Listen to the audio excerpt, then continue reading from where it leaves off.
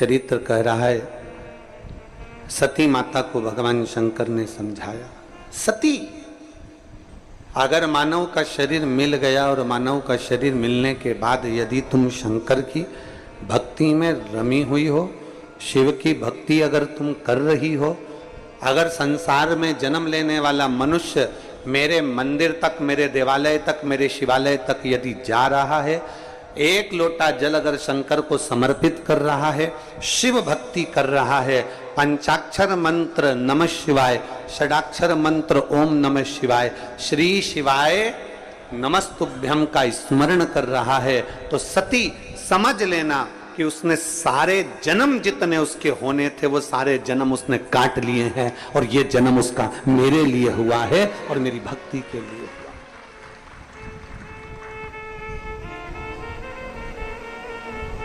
ये जन्म उसका केवल एक शिव भक्ति के लिए हुआ।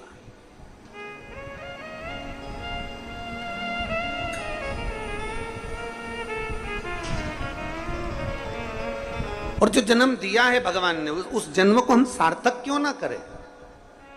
एक बड़ा सुंदर संवाद आता है, बड़ा सुंदर चरित्र आता है।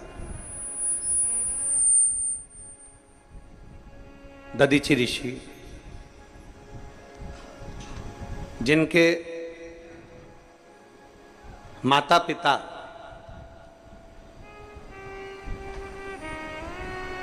मां शांति और पिता अथर्वा, अथर्वा ऋषि और मां शांति, इनके घर में कोई औलाद नहीं है, इनके घर में कोई संतान नहीं है, और दोनों के घर में जब औलाद नहीं, संतान नहीं, दोनों शिव भक्ति में रमे हुए हैं। कल हमने कथा में कहा था कि भगवान देवाधिदेव महादेव थोड़ा परीक्षा जरूर लेता है, परीक्षा तो लेगा वो, पर उस परीक्षा में आपको बस इतना करना है कि उसके आश्रित हो जाना, आप उसके आश्रित हो जाओ परीक्षा में। आप जितने उसके आश्रित हो जाओगे वो संभाल लेगा, फिर आपको भटकने नहीं देगा, फिर आपको इधर उधर डोलने नहीं देगा।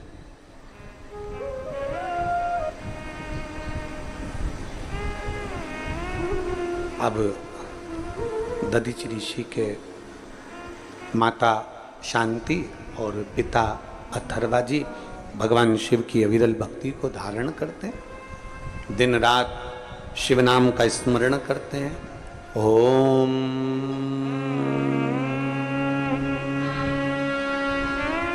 नमः शिवाय, ओम नमः शिवाय, ओम नमः शिवाय। षडाक्षर मंत्र का जाप कर रहे हैं अथर्वा ऋषि, और पंचाक्षर मंत्र का जाप कर रही हैं माता शांति। नमः शिवाय, ओम नमः शिवाय। पंचाक्षर मंत्र का जाप कर रही है मां शांति, और पिता अथर्वा बाबा भगवान शिव की भक्ति कर रहे हैं, जब साधना में लगे हुए हैं। आज मां शांति थोड़ी सी संविदा लेकर आई। संविदा मतलब लकड़ी, चूल्हा जलाने के लिए, भोजन बनाने के लिए थोड़ी सी लकड़ी साथ में लेने के लिए गए।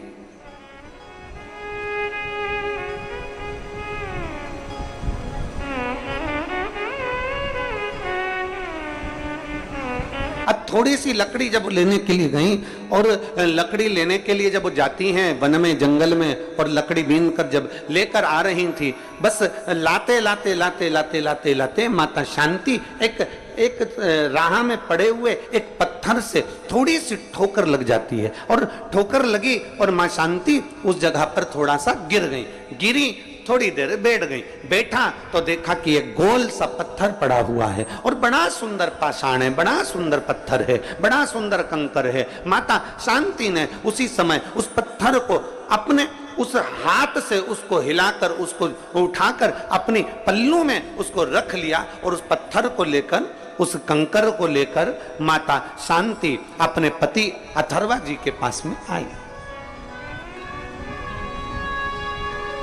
जैसे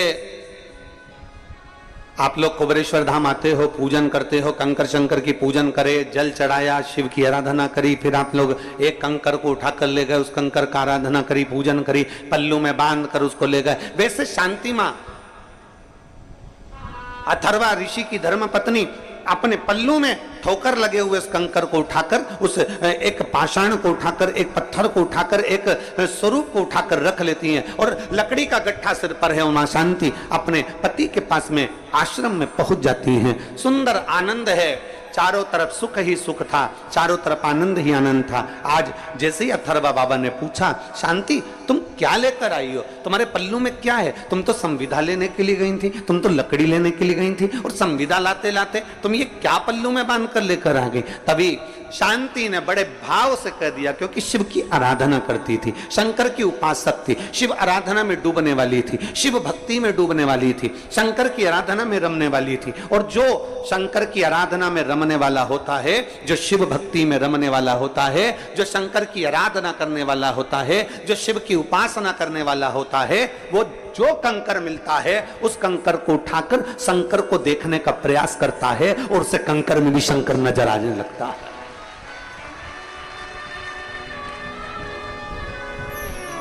उसे कंकर में भी शंकर नजर आने लगता है, उसे कंकर में शंकर दिखने लगता है। क्यों? क्योंकि उसके हृदय में शिव समाया हुआ। और आप में से कई हैं, आप में से कोई एक दो नहीं, ना जाने कितनी माताएं ऐसी बैठी हैं, ना जाने कितने भाई ऐसे बैठे हैं।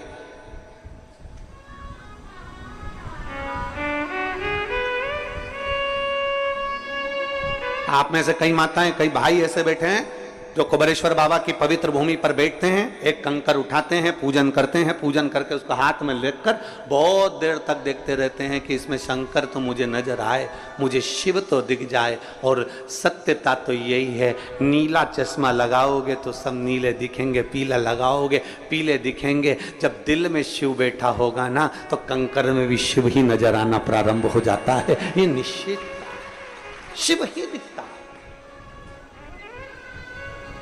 तो वो कहते हैं ना,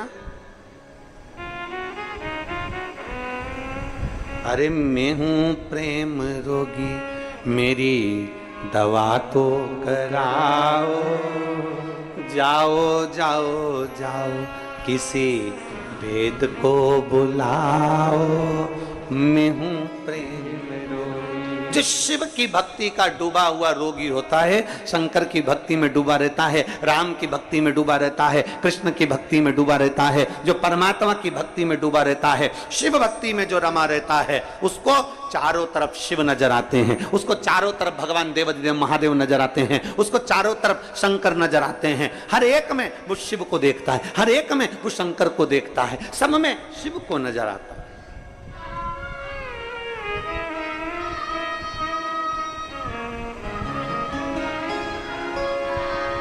हर एक में शंकर। एक दादा हैं, वो उत्तर प्रदेश से, उनकी धर्म पत्नी तो अब नहीं है, पर उत्तर प्रदेश से वो सेवा करने आते हैं, सेवा करने आते हैं उत्तर प्रदेश से, केवल सेवा करने की। और वो भोजन भंडारे में हम उनसे हमेशा कहते हैं, काका क्या हाल चाल, बढ़िया, आ गए? आओ आ गए गुरुजी, सेवा करने के लिए पहुंच गए? हाँ गुरुजी। अब उस सेवा में लगे रहते और उनका एक ही काम, जो भी जिसको भी भोजन देंगे तो चिल्ला कर देते हैं, भोले लो भोजन, भोले खिचड़ी, भोले रोटी, भोले सब्जी, भोले ये लो। उसको मालूम है कि जो कुबेरेश्वर बाबा की धरा पर आता है वो इंसान नहीं होता, वो शंकर का एक स्वरूप होता है, उसमें शिव समाया हुआ, उसमें शिव बसा हुआ।